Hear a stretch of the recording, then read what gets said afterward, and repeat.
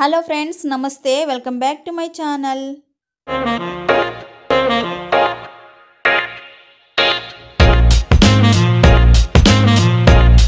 Friends, ఈరోజు మన video వచ్చేసి ఈ నెట్ క్లాత్కి మనం వర్క్ అనేది వచ్చింది కాబట్టి మనం వర్క్ అనేది కట్ అవ్వకుండా మనం లైనింగ్ ఎలా కట్ చేసి మనం ఎలా జాయిన్ చేసి స్టిచ్ చేయాలనేది ఈ వీడియోలో ఎక్స్ప్లెయిన్ చేస్తానండి.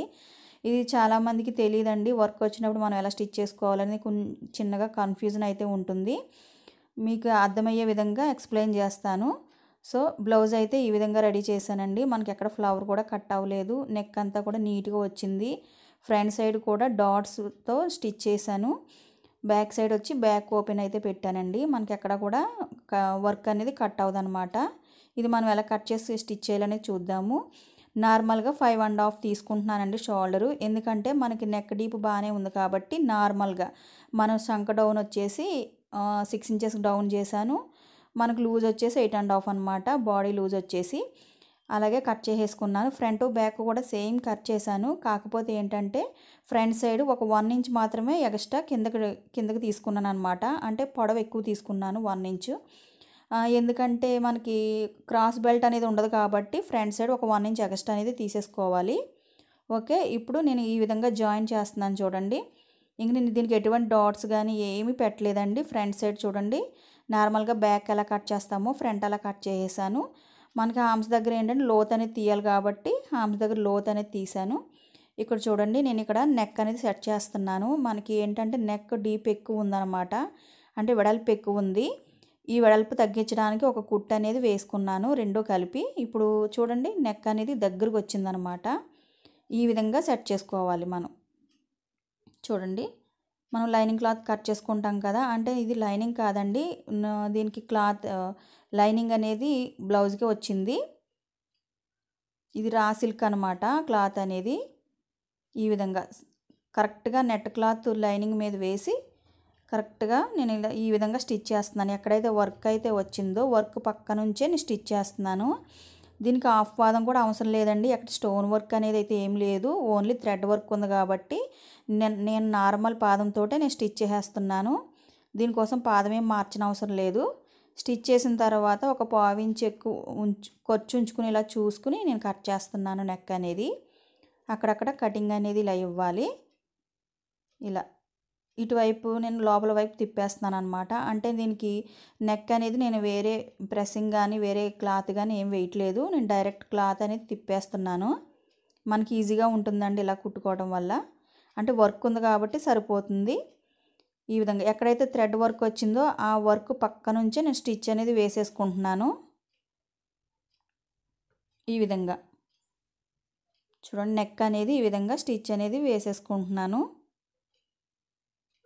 ఓకే, కొంచెం జాగ్రత్తగా స్టిచ్ చేసుకోవాలండి. ఎక్కడ వర్క్ కూడా కట్ అవ్వకుండా చూసుకోవాలి. అండ్ ఏంటంటే కొంచెం అడ్జస్ట్ చేసుకోవాలన్నమాట. క్లాత్ని అడ్జస్ట్ చేసుకుంటూ స్టిచ్ చేసుకుంటూ రావాలి. నెక్ అనేది రెడీ అయిపోయిందండి. ఇప్పుడు ఏంటంటే మొత్తం అంతా కూడా బాడీ జాయింట్ చేసేస్తున్నాను. మనం లైనింగ్ జాయింట్ చేసుకుంటాం కదా బ్లౌజులకి, ఆ విధంగా జాయింట్ అనేది వేసేసుకుంటున్నాను. ఓకే,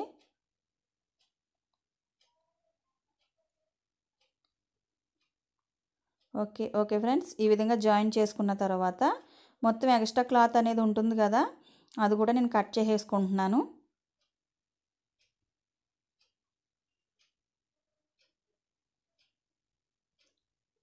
మొత్తం రెడీ అయిపోయింది. చూడండి, ఎక్కడ ఫ్లవర్ కానీ ఏమి కూడా కట్ అవ్వలేదు. అలాగే ఇప్పుడు బ్యాక్ సైడ్ అయితే వేస్తున్నాను చూడండి. బ్యాక్ సైడ్ పట్టీలాగా ఉంది కదా, అది ఒక కుట్టు అనేది ఉంది. ఆ కుట్టు ఓపెన్ చేసేసాను అనమాట. ఎందుకంటే బ్యాక్ సైడ్ ఓపెన్ వస్తుంది కాబట్టి ఆ కుట్టు ఓపెన్ చేసుకున్నాను. అలాగే బ్యాక్ సైడ్ కూడా నేను మధ్యలో కట్ చేస్తున్నానండి.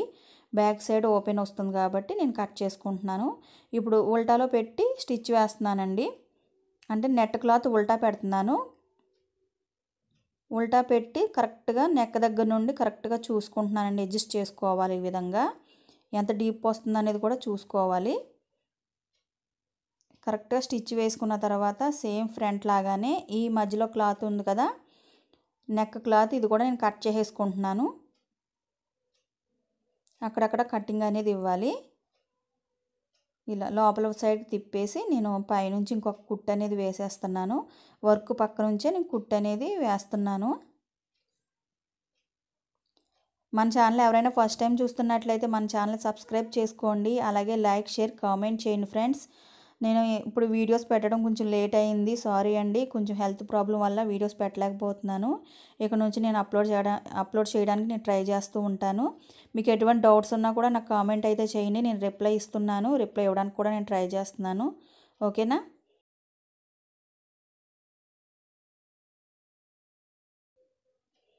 నెక్ దగ్గర నుంచి నేను కుట్టు అనేది వేసేసుకున్నాను.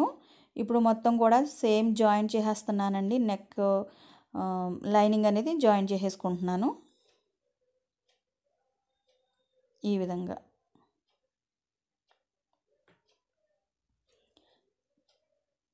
ఎక్స్ట్రా క్లాత్ అనేది కూడా నేను కట్ చేసేసుకుంటున్నాను. అలాగే నెక్స్ట్ ఈ సైడ్ పార్ట్ ఉంటుంది కదా, ఆ పార్ట్ కూడా జాయిన్ చేసేసుకున్నాను. ఇంకొక కుట్టు అనేది వేస్తున్నాను చూడండి. ఎక్కడైతే వర్క్ ఉందో వర్క్ పక్క నుంచి వేస్తున్నాను అనమాట. ఇలా వేయడం వల్ల ఏంటంటే మనకి లైనింగ్ పట్టి నీట్గా ఉంటుంది. రెండు రెడీ చేసుకున్నాను.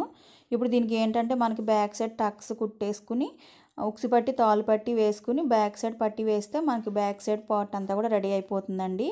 ఇప్పుడు హ్యాండ్స్ చూస్తున్నానండి. హ్యాండ్స్ కూడా సేమ్ మనం నార్మల్గా ఎలా కట్ చేసుకుంటాం అలా కట్ చేసేసుకున్నాను పొడవు చూసుకుని. ఇక్కడ ఏంటంటే మనకి వెడల్పు అనేది సరిపోవట్లేదు కాబట్టి క్లాత్ తీసుకుని సైడ్ జాయింట్లు అయితే వేస్తున్నాను. ఈ సైడు ఆ సైడు కూడా జాయింట్ అయితే వేసేసుకుంటున్నానండి. ఎందుకంటే దీనికి క్లాత్ అనేది తక్కువగా ఈ విధంగానే ఇస్తారండి, మనకి కరెక్ట్గా ఇవ్వరనమాట. ఇది చాలామందికి తెలియక ఎలా అడ్జస్ట్ చేసుకోవాలో తెలియక కన్ఫ్యూజ్ అవుతూ ఉంటారండి. ఈ వీడియో చూస్తే కనుక మీకు బాగా అర్థమవుతుంది. చూడండి, ఇప్పుడు నేను హ్యాండ్ పార్ట్ వేసుకుని స్టిచ్ వేసాను. సరిగ్గా వర్క్ వచ్చిన పక్క నుంచే నేను కుట్టు అనేది వేసేసాను. లైనింగ్ మీద వేస్తున్నాను చూడండి ఇంకొక కుట్టు అనేది.